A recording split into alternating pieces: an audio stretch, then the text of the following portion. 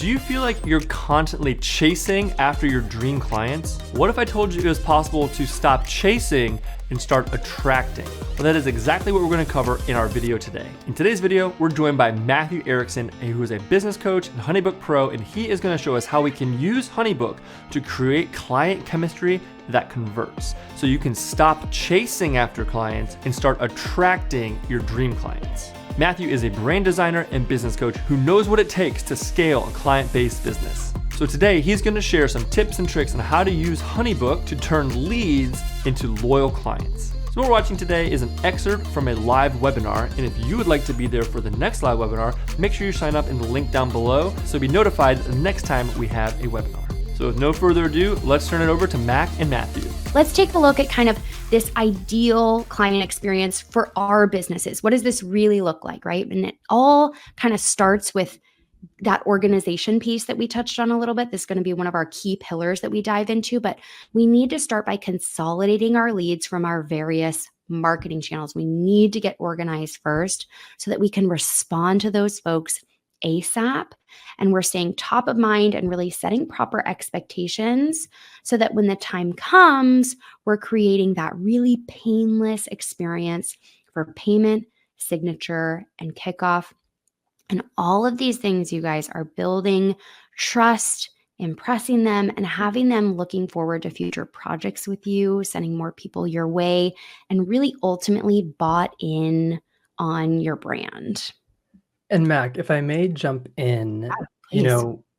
As independent business owners, you can totally check each and every one of these items off manually. But trust me when I say it is only going to be a lot harder, especially if your goal in the long run is to scale your business, right? And while any good CRM is going to help you in these core areas, it is really important to find a system that alleviates the burden and potential chaos that can come from attempting to hodgepodge all these processes together without a centralized tool. Yeah. And for me, as I said, 4.5 years ago, I was about 6 months into my own business. I was able to centralize everything thanks to HoneyBook. Right. And before we dive into each and every one of these sections, I really think it's important to acknowledge something that I tell my clients all the time. And that is this: in order to improve your process, you first have to be aware of what your process really is. Yeah. So some of what we're going to focus on today is walking you through that awareness piece so that you know exactly where you are starting from. Yeah. Right? It's one thing to know where you're headed and why you're going there, your goals. But if you don't know where you are today, that journey will actually be a lot more daunting. Yeah. Yeah. I think that's so important. And we hear that all the time at HoneyBook from people who are onboarding. So I'm really glad that you brought that up. So let's dive into this first concept a little deeper with organizing and prioritizing. Yeah. Yeah. I mean, this is all about what we were just saying, right? Centralizing your client information so that you can get super clear on who your ideal clients are. Doesn't that sound good? And then once we identify that, we can start to see maybe where some gaps or inefficiencies are in our processes. And then ideally really freeing you up to start to optimize in those areas. And step number one of centralizing, we already talked about this, y'all, is lead capturing.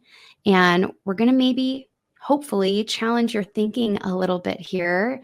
If you're using a contact form today, I want to challenge your thinking that this is more than just a way for them to get in touch.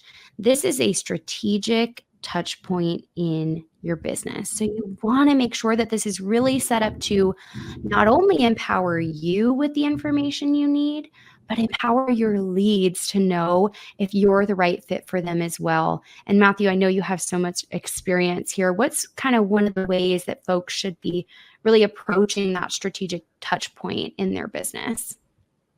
Yeah, so the whole concept really boils down to making sure you're asking the right questions, right? Especially with that contact form, that initial touch point. start to think about what are your must-know qualifiers, right? What is the essential or non-essential information, Yes. rather, that you're usually glossing over or skipping to when a lead comes in and you're reviewing their intake, right? I want you to try and get in the headspace of those gut reactions, right? Mm, The yays, what are the nays? What are yeah. the red flags you should keep an eye on? And what are the green flags or those heck yes, I can't wait to talk to them, moments? It's Hmm. important to take stock of that. And an example from my own business is for me in my business model is the dreaded I needed this yesterday Right. during a discovery call. And now I feel bad that they probably should have reached out to somebody else, or, now things are just kind of wonky. Yeah. And a question that could solve that for you might be, well, to include a question in your contact form as how soon would you like to get started? And perhaps include a drop down menu of predetermined options, and for me, with the exclusion of anything that says, the next few days or something. So it could Right. be this month, this quarter, this year. And Yeah. then I know, oh, great, this is someone who's aligned with how I work. And the client doesn't feel bad that they've wasted their time or mine. Hmm. And we're both on the same page. And it's kind of empowering for both of us, right? Right. Exactly. Now, I'm kind of curious what some of the red flags are that you, the audience, want to filter out. So pop them in the chat. And I know this could get wild, but also pretty relatable. So what are some of the red flags you would like to filter out throughout your process? Pop Yeah. them in the chat and let's talk through a couple examples here. Yeah. I know my gears are already turning too, because there's some ways we can filter these things out too. Shauna says budget. Oh yeah, Hmm. budget. That's a big one. I actually, speaking of budget, I've started to include budget ranges when folks are selecting what service they're inquiring about. Because Hmm. again, I don't want someone to inquire with me if, you know, I would be over their budget and now it's weird, and just making it all clean and clear from the get-go. Yeah. Budget again, Yeah. 4 times budget now. people with no money budget. Yeah. Okay. Awesome. Well, I think that's a great example then that Matthew just gave, right? Like, yeah, we gave the time frame example. Yulia, I just need a couple of pictures. Yeah, for me, it's I just need a logo. I'm like, Yeah. okay, sure. Oh my gosh. Yes. Commitment to showing up. People who want to pay after the service. They don't align with my method. Yeah. These are awesome. Yeah, Gabby, the melting face is the only appropriate reaction. Okay, yes, you guys, there are certain points in our business, no matter honestly the stage that we're in, where let's be real, we need to protect our time, right? We can't afford to get on a discovery call with someone who's completely not the right fit for our business.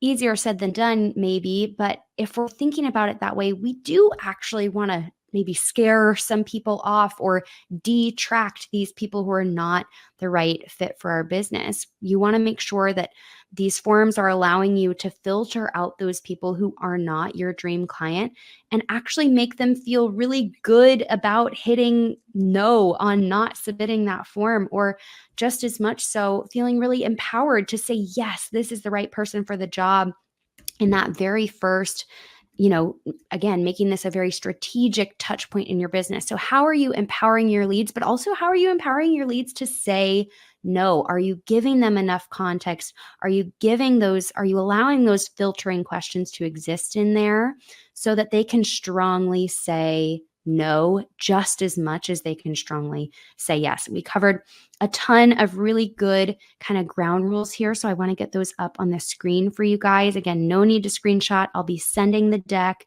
So hang out here with us. You don't have to take notes or anything. These are the things we want you to consider, okay? Consider the length of your form. I think this is important too, because this is one way we can maybe start to scare off those actual dream clients. So make sure that it's not too long, but also make sure you're not letting too many people come through that door by not including the right types of questions, like Matthew was talking about, filtering those questions to empower them to say no earlier, respecting their time just as much as you're respecting your own, having that really empowering moment to say no, paying attention to the responses, like Matthew was saying. When you get those new inquiries coming in, notice where your eye goes on the page. What are you skipping over? Maybe that's a sign that those 3 questions you never read, you can actually get rid of and kind of reduce the barrier to entry for those clients.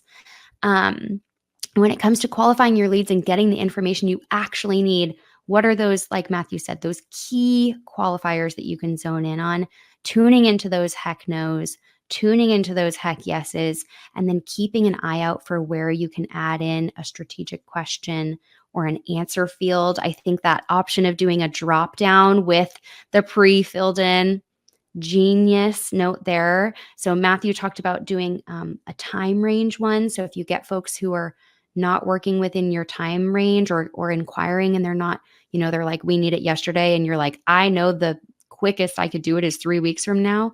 That's where you start to put in those fields, right? Or Matthew gave the example of budget, starting to include those budget ranges for the different services so they know your kind of minimum entry price point and they can say, all right, it's not me, right? So including some of those things. And this is, again, back to centralizing. Centralizing is so important, and any good CRM is going to have these elements of lead capturing accounted for. Lead forms is how we do it in HoneyBook. They are forms you can completely customize and then embed onto your website, or they can be shared out in the wild, out in your link in bio or anywhere else that your leads are coming from. And Matthew, I know you actually use several lead forms in your business. Can you tell us a little bit more about how you have these set up and how you're kind of using these as that strategic touch point? Yeah, the further along that I've gotten in my business, I really have taken the time to segment my types of lead forms, right? So I have I'll call it like an evergreen discovery call where Right. folks can self-qualify, but also self-book. For the place that I am in my business now, 5 years into it, I know the type of client that I want to work with. I know the questions that need to be asked so that I can respect their time and mine. And so I want people to be able to immediately, kind of what we're seeing here on the screen, take action Yeah. without having to even, back and forth email me, Yeah. right? Another example would be for my birthday, because my birthday falls on the 30th of September. I did a 30% off flash sale Love last it. month. So this is actually taking a step ahead and not just like the inquiry phase, but actually like booking and receiving payment. Mm-hmm. I've actually segmented it to a sales process as well. Yep. And it's really great because I can turn it on or off whenever I want to run that flash sale, whether it's for my birthday or something else.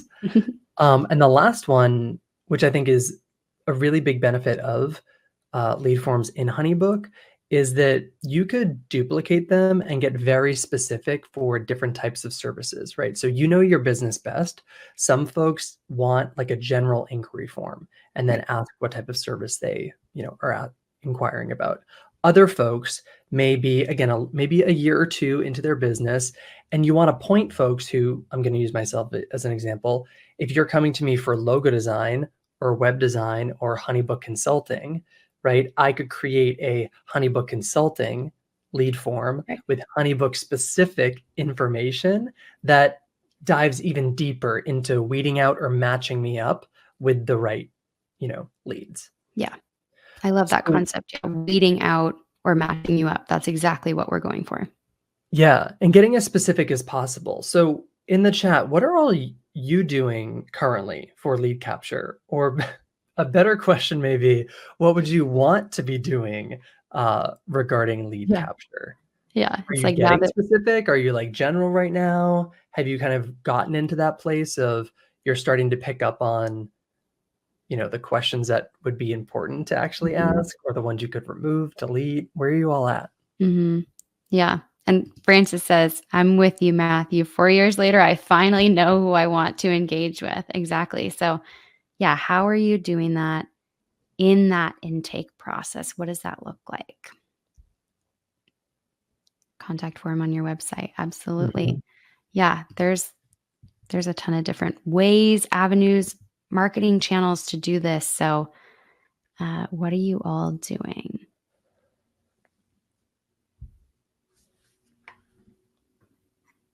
Some a little bit more general, but would like to be more specific from Mhm. Gabrielle. Amy also has a general inquiry lead form, but you might segment into 4 specific Mhm. programs. Yeah, one caveat with that or a tip, I would make sure that when you're pushing folks to that, that they know that either you have other offerings as well. Mhm. So you're not kind of pigeonholing yourself, right? And making sure that the place where they came to that specific lead form, it's just clearly indicated that the intent is to find out more about this specific service. Yeah. Right. Super smart. Yeah. Web order style on website that pushes to a sales team. Okay. Yeah. Hunter, I think is event design, if I'm remembering from the earlier questions before we got started. So that makes sense. You got to have a big team for that for sure. 15-minute discovery call to go through the questions, home organization and interior design, Taylor. Okay.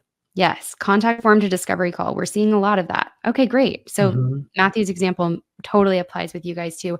Um, and I think it's important to identify like lead forms is just one way you can collect information, right? Too. There's so many other options out there, especially if you're someone who's maybe even coming from an outside platform and you need to kind of make that switch. So lead forms are just one of the ways you can get information and your client information into HoneyBook. You can also import leads directly using a CSV or Excel file. We also just launched a Calendly integration. So if you're someone who uses Calendly for your discovery calls and you want those people to automatically pull into HoneyBook, we just like launched this on Sunday, which is amazing. So you guys are right on time. And then we have our Chrome extension as well. So the point is not to get too into the weeds on the HoneyBook stuff because we're wanting to talk about this more generally. The point is we need to get all these people into the right place with the right amount of information so we can really begin to prioritize them and determine if they're a good fit for us or not.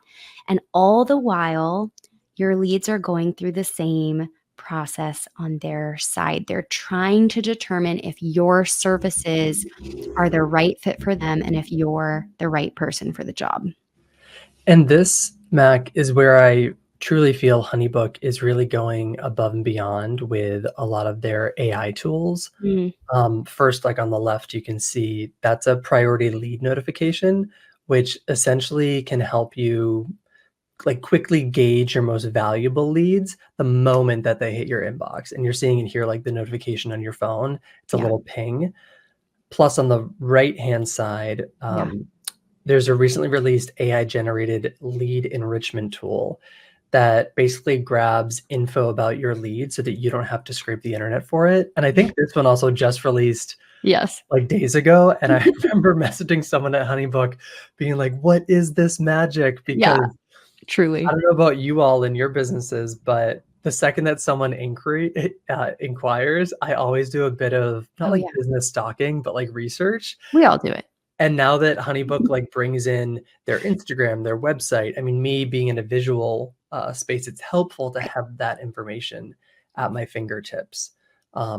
And I think the real beauty of HoneyBook's AI assistant is that it is natively woven throughout the project, very much like you're seeing here, Right. in a way that can help anticipate your needs and also allow you to show up in an informed way that allows you to feel your best Right. and just hopefully move the needle in those earlier conversations. Yeah. Looks like Robin's Absolutely. excited about, I think, the lead enrichment Yeah. and that as well. Yeah. Yeah.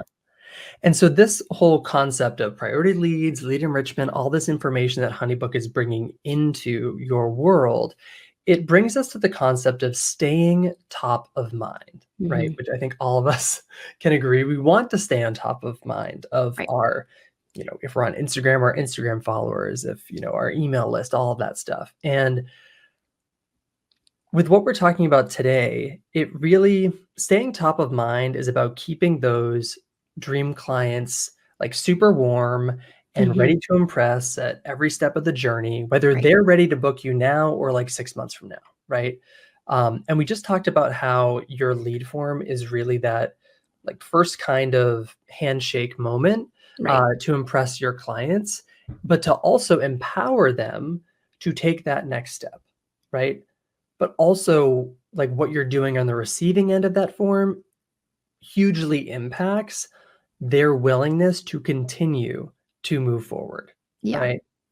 Yeah, absolutely. And this is going to be like a common theme throughout what we're talking about today. It's like each of these moments is a strategic touch point in your business, and you can't just focus on one to let it die at the next. And the Right. numbers do not lie in this regard, y'all. 86% of leads tend to go with the business that gets back to them the fastest. Has this happened to you? Raise your hand, show us in the chat. It's super common, right? You lose clients because you're not the first to respond. This is a staggering number, and I think it speaks volumes to the client experience. The numbers do not lie. What this tells me is that leads want to hire a person or a business who is on top of their stuff. Maybe it also highlights a little bit of like desperation, perhaps. But I think it really highlights the client experience. So if you're already a HoneyBook user, I know that you're gonna get a lot of value out of this, and hopefully this showed you a few ways that you can be using HoneyBook even more effectively. But if you're not a HoneyBook member and you wanna try it out, there is a link down below for a free trial so you can see what HoneyBook is all about and how you can use all these features as well. If you like this video and you wanna see more just like it, make sure you subscribe to the YouTube channel. Thank you so much for watching. See you next time.